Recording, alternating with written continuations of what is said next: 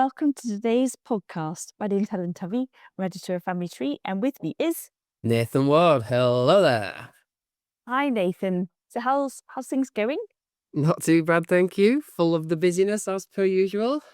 That's good. We've had some podcast emails, which is always really, really nice. Lovely.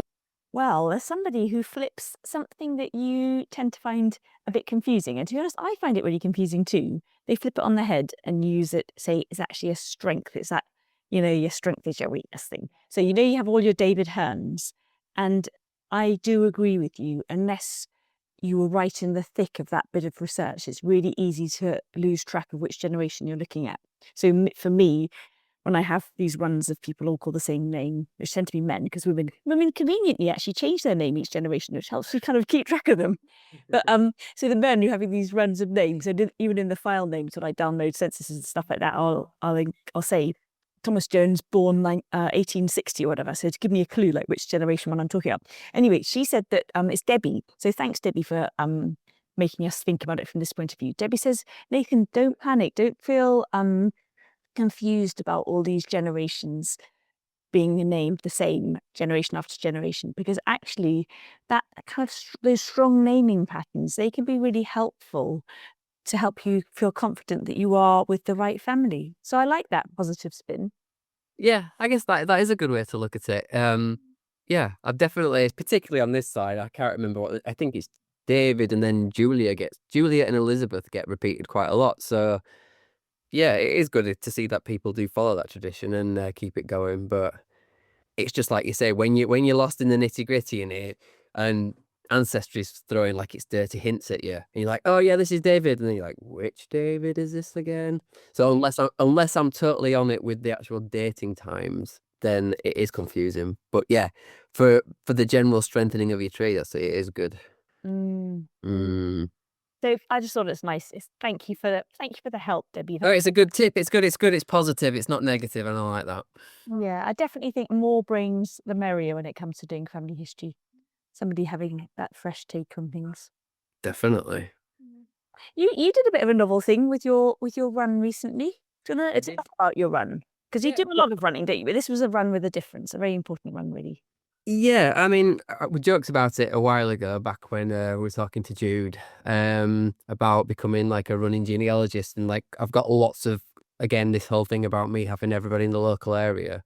There's lots of old places that I can go visit, like where people used to live, or streets or pubs, etc., and they're all within running distance. So obviously, we made this joke about maybe becoming this running genealogist for Remembrance Day. I thought, oh, okay, I'll go and do this. I'll actually go and do a run that's based on my family history. And my mum told me about, well, obviously I'd done some research about Edward Nelson, who we all started to know as Tank Man. My mum told me a bit about him and said he was on quite a few different cenotaphs or war memorials in the local area.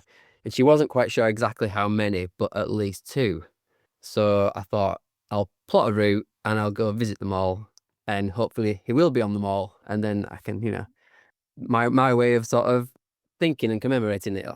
Yeah. So it was quite cool. It was ended up being a 7-mile run, and I went to 4 memorials, one in Calverley, one in the Apley Bridge area, which I get a lot of hits for when it comes to all my documents on Ancestry. Everybody seems to live around that area.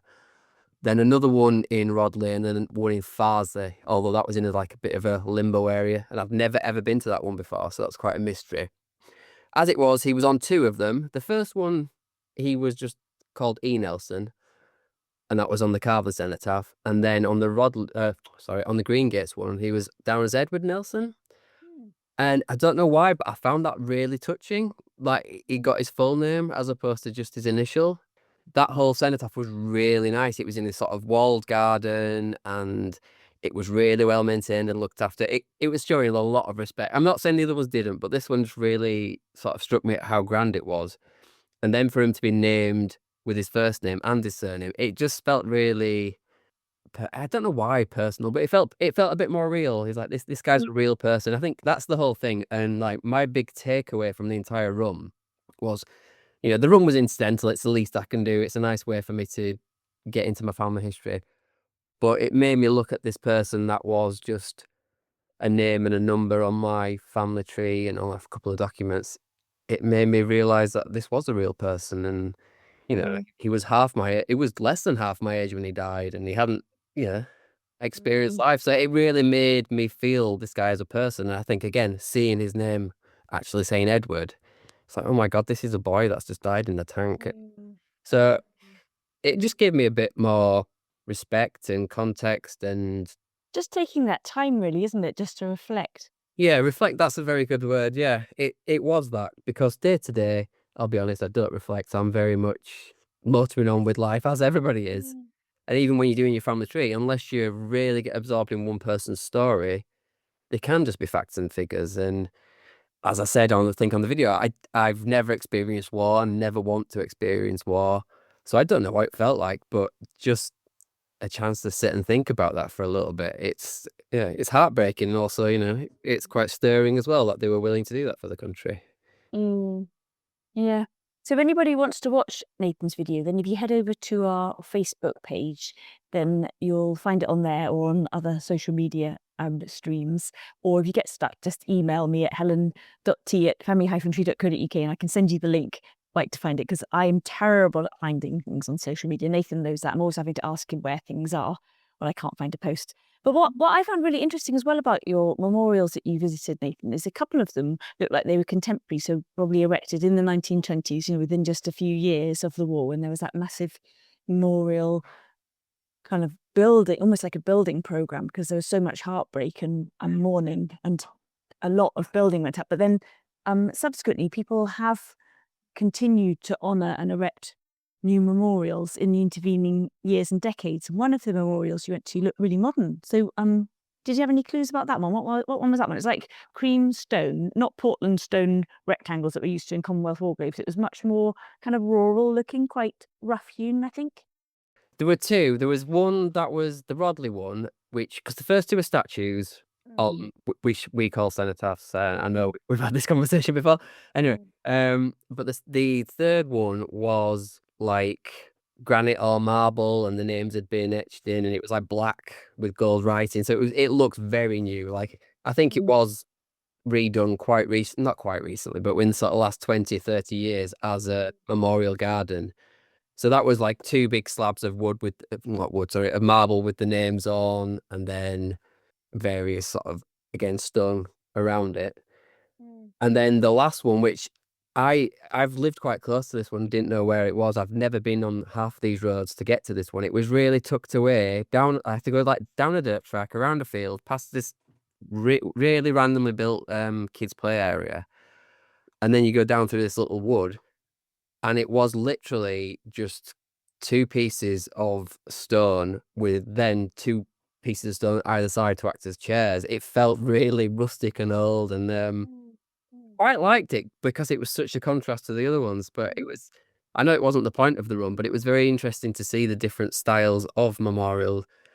Well, it is really interesting to see. So I think it's really important that we do kind of almost remember the memorials as well. So I used to live right on the outskirts of Peterborough, and it after the First World War, they built the local hospital and as the war memorial. So that's all well and good. And as far as I can recall, over the door of the hospital, it gave words to that effect so that everyone would know that that hospital was actually Peterborough's First World War memorial. So it's a building to be a memorial. So that's a really cool idea, isn't it? And it kind of makes sense that it's a place where people can go and treasure their health and hopefully have a good future. And it feels like the flip side from war almost.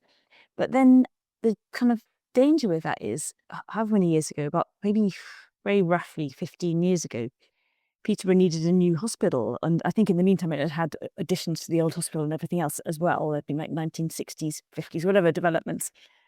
So now this hospital is no longer. And so they had to erect a new, as you call it, cenotaph, so like a traditional, you know, pointed stone in Yeah. Peterborough town centre. So if you didn't know about the hospital, it looks as though Peterborough hadn't bothered with a war memorial until the last 10, 20 years. And it's like it had bothered with a war memorial, but it had taken a different guise. Right. I don't want any descendants to think, oh, Peterborough couldn't be bothered to have a war memorial. Gotta trying to remember all this local history. I'm sure there are lots of really good local history organisations. They'll keep tabs on it all. I don't need to worry about that. I can just stick with the family history.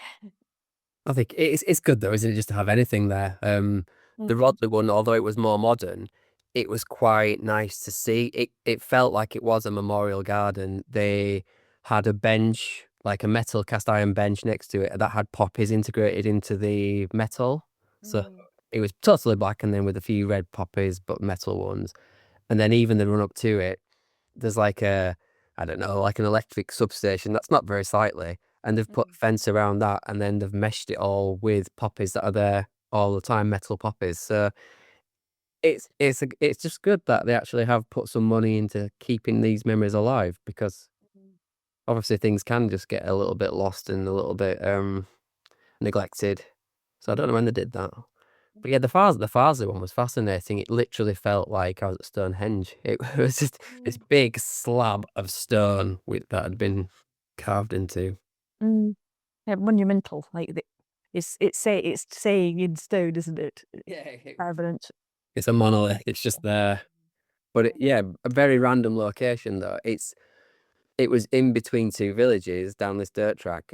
And like before I got to it, I was like, if I've been to the one that's in Carvely, what is this one going to be called? Because it's technically still in Carvely and it wasn't in Farsley.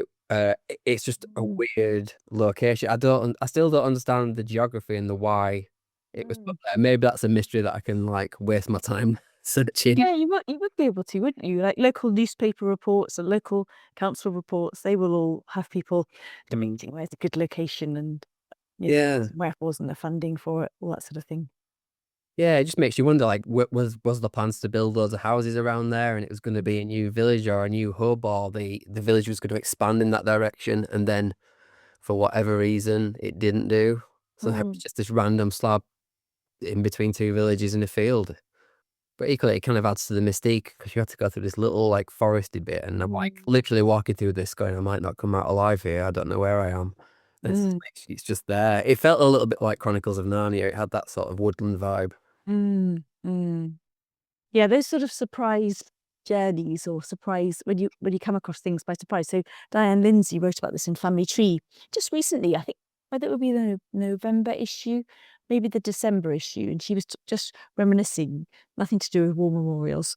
So about her childhood, and I think it would have been probably in the 1940s or 50s, and how her and some of her friends I think she grew up in I think it was war-torn Coventry, so there was lots of building work which hadn't been redone then. And it was a summer day, and they went off, just as children used to in the past, out for the day with a little packet of sandwiches, be back by dusk, kind of thing. Yeah, which you wouldn't dream of doing with a modern child in today's world. And then they came across a garden, and she said it's one of those memories that she's just stayed with her whole life, and she felt as though she'd gone into a secret place. Lovely. It is lovely, isn't it? It is. It's like the adventure and the mystery of it, which as adults we kind of lose, don't we? You do, but then sometimes as you coming across that war memorial, then you kind of get back to it again. When you stumble across a church or a churchyard, which is kind of in a place, where the village maybe has now moved on, and so it's kind of quite isolated, and you're not really expecting it, and it can just give you a real moment of stillness because I think of a few churches, 3 times that's happened to me, and you just stop and take notice of time passing, and even though you don't know any of the people in the graveyards, it's just Yeah. Makes you aware of history, doesn't it? And life. yeah, yeah. Lovely.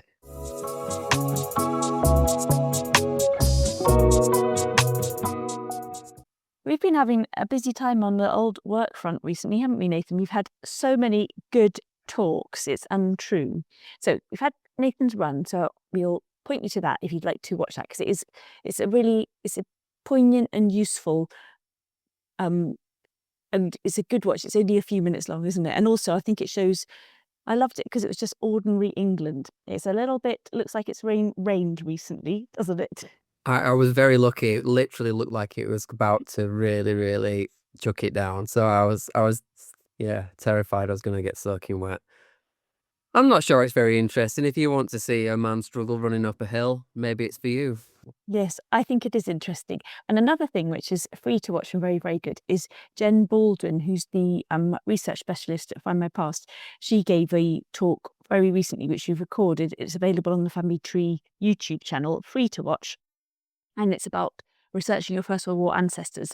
And following on from the thing that we bang on about virtually every week, apart from research logs, is about building out the story, not just having the basic details. And Jen is just next level. Honestly, Nathan, I felt like somebody had, when you think you're in a room, you think you know what's on all the bookshelves, and then Jen just went, Helen, there's another whole room over here you've never looked in. Open up this door and look in here. There's like a billion ways of looking at family history that I'd never even considered. It was so inspiring, so useful. That sounds brilliant. It was really good, and really clever research tricks in there as well. So, like your poor Edward Nelson, he died. So he is that little bit easier to trace because you have his date of death and you have the Commonwealth War Grave. So you have those hard and fast facts to try and build out from, to learn about his war years. But sometimes when we have ancestors who didn't die, which is a majority, thankfully, didn't die, but if their papers have been lost, suddenly you can end up feeling a bit at sea and not knowing where to look. So she had this really clever hack that, so you've got the unit war diaries, which are, we've talked about them before. They're brilliant. They give detail. And I know you know, Nathan, but I was recapping quickly for anyone else in case they do. So they give a day-by-day account of what the unit's doing through the war. Sometimes it can be quite boring, but that's useful to read anyway. It's not boring for us to read, but you can clearly understand the people are just behind the lines waiting, whatever. And then when there is a drama, they tend not to mention the soldiers. So the soldiers are the majority of our ancestors, not the officers. But you can know that your ancestor has been wounded from other records or family memories, but trying to find out what event they were wounded in can be really tricky because it's not named them in the war diaries. And so she had the brilliant hack that I'd never thought of, apologies to anyone else who has thought of it, is to find out the names of other people in the unit who've died and look up those people with their number and track them down in any which way you can in other records, even the newspapers, and then go back from there. So you'll have dates about when they died. And if you know this person, let's say you know Private XYZ with number 12345 died on this date, and there may even be information about how he died, you can go back to the unit war diaries, and if you know that your ancestor was serving with them, then you can extrapolate that your ancestor, although they're not named as wounded, that's likely the event they were wounded in. Right, that's It's good. clever thinking. Yeah, that's kind of just like the same as doing your family tree, isn't it? Linking it through the marriage certificates, only applying it to war. Yeah, that's really interesting. I thought it was clever. Mm, Yeah, really clever stuff. I like it. So one of my great grandfathers, my dad always said he was injured in the First World War, and I've never had any luck finding out about him. And when he started off in the war, he was a soldier. So I'm hopeful I'm going to be able to find out some stuff about him by doing her tactic. Wish me luck, Nathan. You'll have to let us know, definitely. I will. Do you know what also which is happening? And I think we need to give this a little bit of thought. So this is the 50th episode of our podcast. It is indeed. That's pretty cool, isn't it? Is it cool? 2 episodes time. We're even going to be doing this for 1 year. It's our birthday. It's our birthday. And I think we're not going to go back, and we haven't got time to go back and listen to 52 hours of podcast. But we have talked about lots and lots of things we've done and been doing. Some of them we finished. Some of them, if we're honest, we probably haven't finished because we've got distracted by something else. So I want to have a bit of a think over the next few weeks about the things that I've half started and they go, right, I've really got to finish some of those off. Some of them are finished, but some of them aren't. Yeah, this is probably my opportunity to go back to my research log and make a note of all the rabbit holes that I marked to look at later that I've never gone back to. Because I keep saying that I'm going to go do that.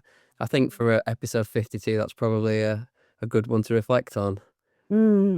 And if anybody listening wants to take stock of their family history over the past year, so kind of through the end of 24, through 2025, and let us know any projects that you finished which you're pleased that you like, yes, I've meant to do that for a long time and I've got that finished.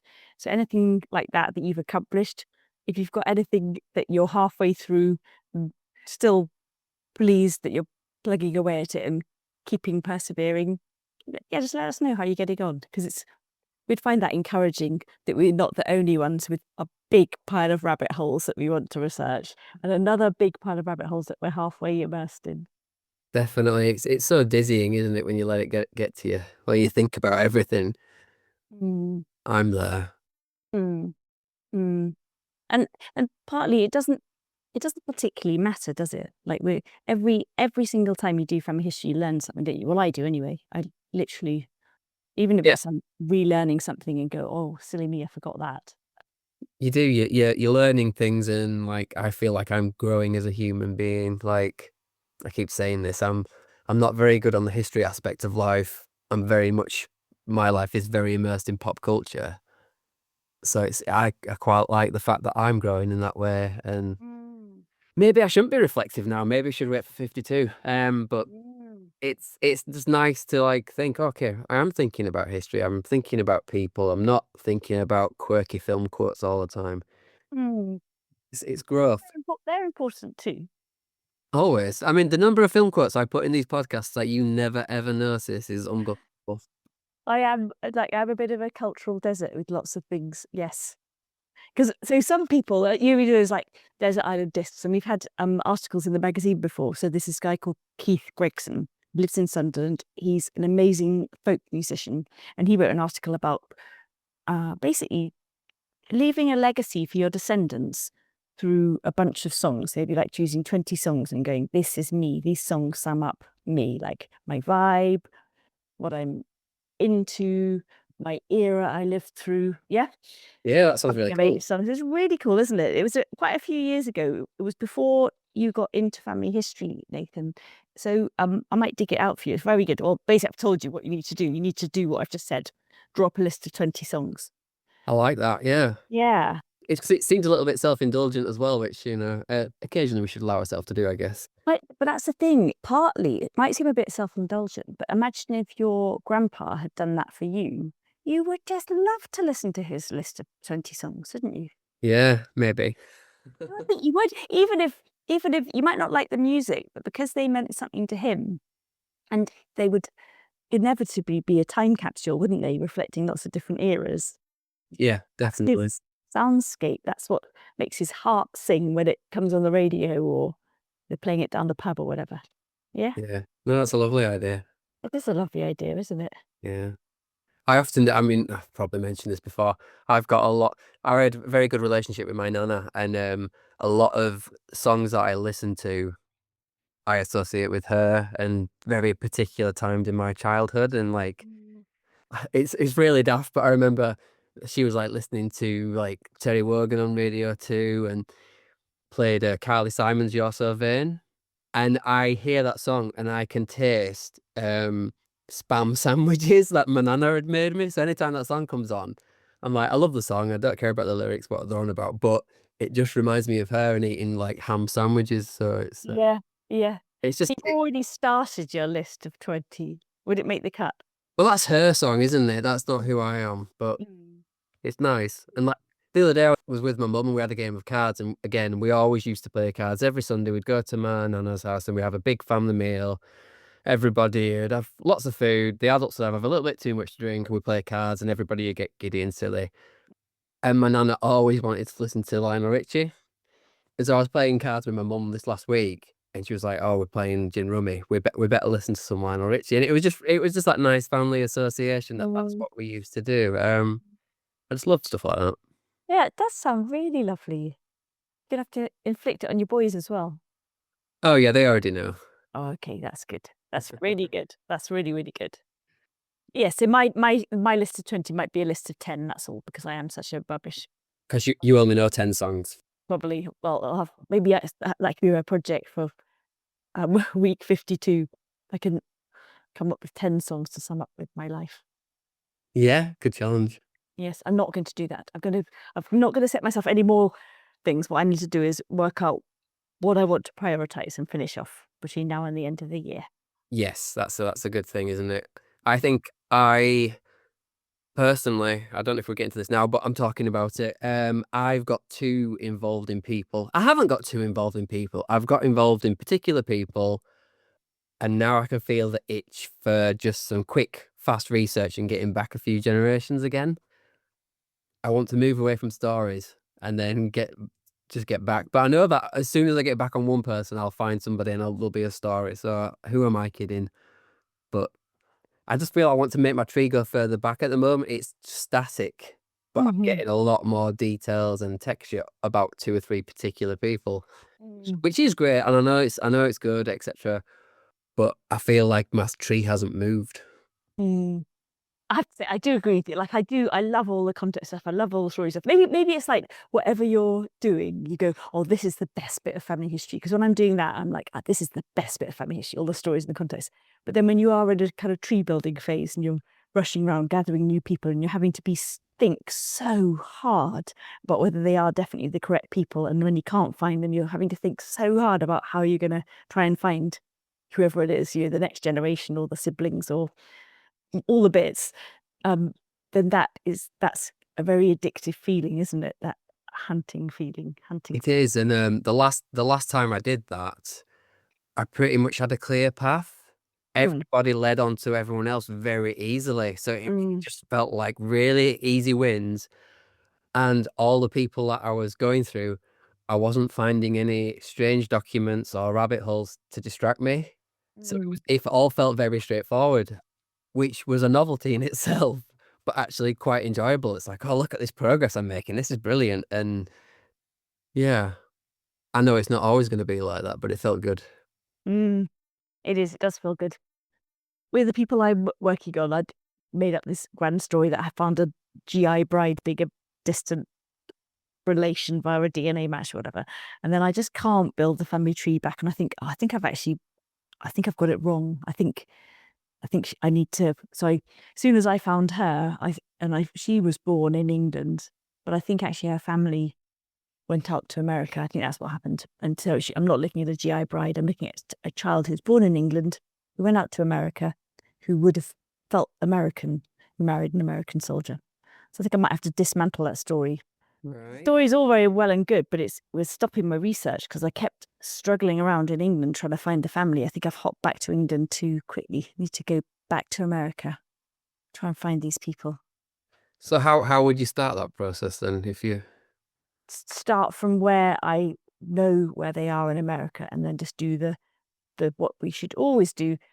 What we should always do, work from where we are with what we know and then work backwards. Don't get one detail out of the blue and then make up a great big story and then get in your big hot air balloon and just float off and land down where you think could be a good idea.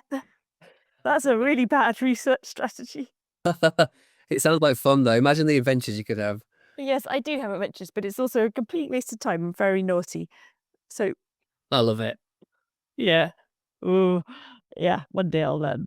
So, have we got anything else that we need to talk about? I feel like lots of people have contacted us, and I feel like I'm not giving them enough of a thank you because we really love it, don't we? It's literally as soon as I get an email from anybody giving us a tip, and it's normally information for Nathan, then I just ping it right onto him immediately so that you don't have to wait a second longer than you need to.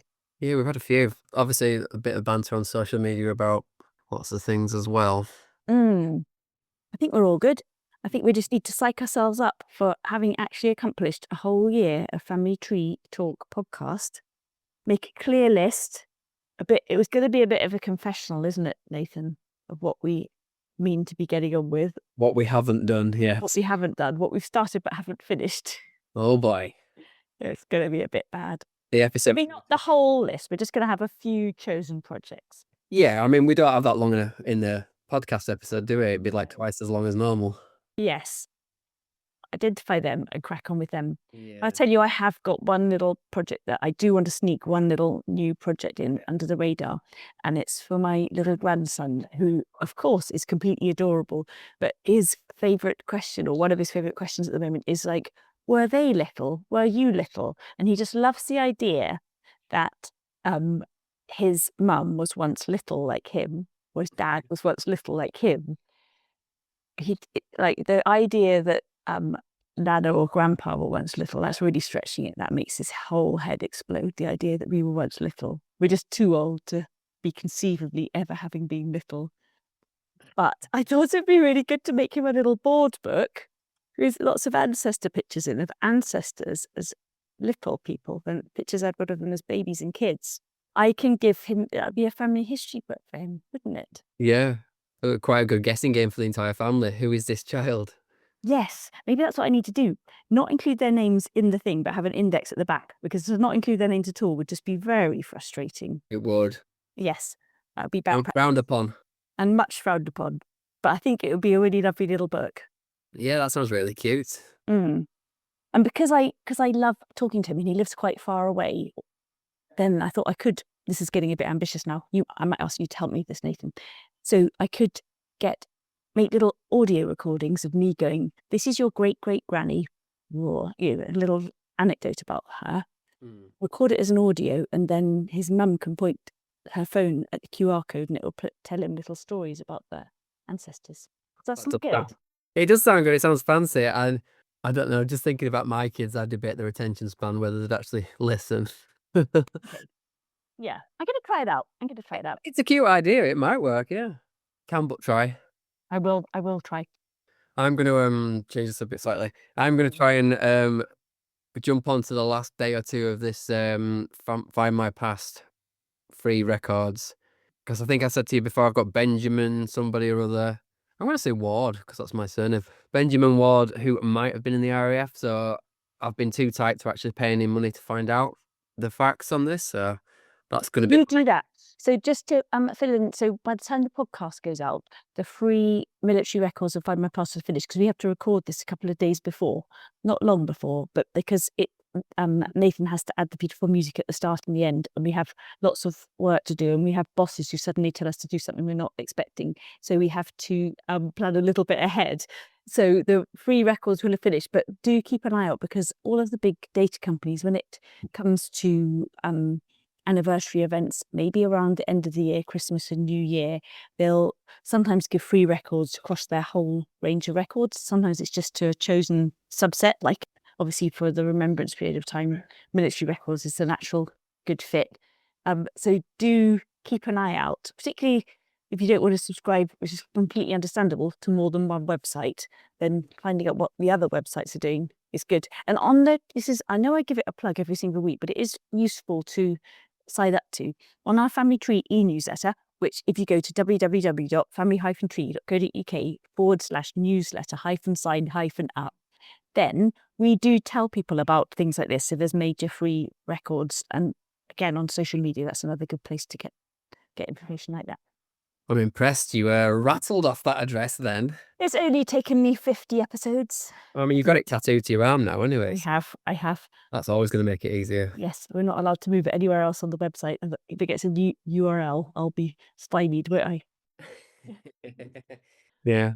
I do love the fact that they're doing those free records, but part of me is like, oh my God, it's another thing to do. But actually, calm myself down. If I make that the only thing I do, then at least I've done one thing. And hopefully that'll motivate me to do more. It will definitely motivate you to do more, because you just won't be able to resist once you get a few more clues.